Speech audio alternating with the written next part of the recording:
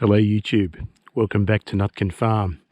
Wanted to do a short video in advance of a rapidly approaching thunderstorm, or at least that's how it sounds, and do a little bit of a tribute for two reasons. There are two people who sometimes watch my channel who this video is devoted for. The first is Carl de Graaf. Carl, big shout out to you. A couple of videos ago you made a pointed remark on my grass in this block saying it was too long. I just wanted to show you I've got it mowed. I got the Kubota out just before the rains hit, set it on a nice close 2.5 inch cut, and I went through the orchard like a dose of salts, and that was great.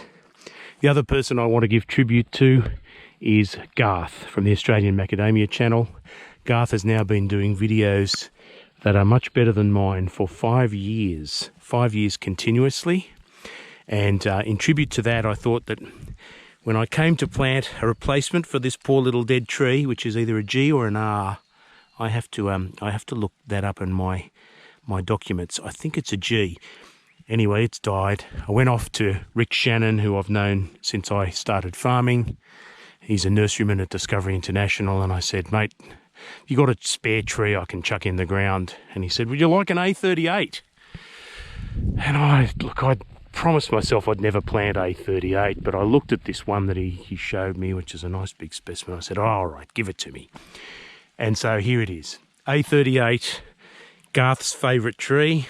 And I thought on the 5th anniversary of him doing videos, I would plant his favourite tree in my orchard. There it is. Why did I promise never to plant A38? Well, look, it has husk spot issues, and sometimes the nuts don't want to fall off the tree during harvest time. On the plus side, and the reason Garth likes it, it has a prolific crop every year.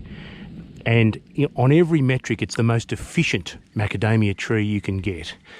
The canopy efficiency, the fertilizer efficiency, it produces more nuts with less inputs than any known macadamia. It's also unlike the other A varieties in that this is pure macadamia integrifolia. It is not even slightly tetraphylla like the A4 and the A16, which to me is a plus. And it's a descendant of a Norm Grebber. He was a famous Australian macadamia breeder. It was a descendant of his one of his better varieties, which was called Own Choice. So there's A38. I'm going to get it in the ground as the rain starts falling, and hopefully come back to you with a little take on the finished product, where we're going to transplant that and make that tree into something good again. Show you in a minute. And here we are with the finished product. One planted A38, looking happy. Put a bit of Osmocote in the planting hole on top of the planting soil, and then covered it with a bit of the grass mulch from the recent lawn clippings.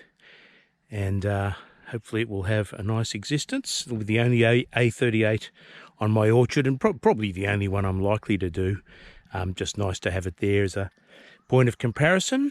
And so I will call it Garth in honour of Garth's favourite tree, and wish it well. Just out of interest, I confirmed that this variety that we took out was in fact a G. And you look at its root ball, it has the same sort of root system that it got when I got the plant from the nursery. It just never really took off. And that happens, and Matty Kelby's told me he plants a lot of babies. He said, look, just sometimes the odd tree will fail to thrive. It's nothing to take personally. Doesn't mean you're stuffing up. Just the odd tree will be an infant casualty. And look, he is right. I can show you, comparatively over here, a tree I planted at the same time from the same batch from the same nursery, Tim Hills' nursery. This is a little variety R, and it has taken off. And you would expect its root ball to have also taken off underneath. Absolutely beautiful, fresh, green foliage. That's well on its way, that tree. That's a happy tree. And you wouldn't expect infant mortality with that kind of tree now. It's actually got a foothold. And there's other babies that I've shown you in recent videos from the same sort of ilk. I have to say that out of the R's and the G's that I've got, the G's are very lackluster on average. I know they're hungry trees. It may well be they need a bit more feeding, but I've given them, look, a fair bit recently.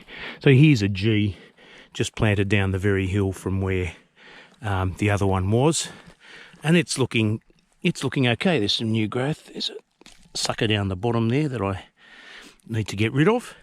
But yeah, as a variety G, I have no problem with this tree. It will eventually get a wriggle on, but they've been a bit slow.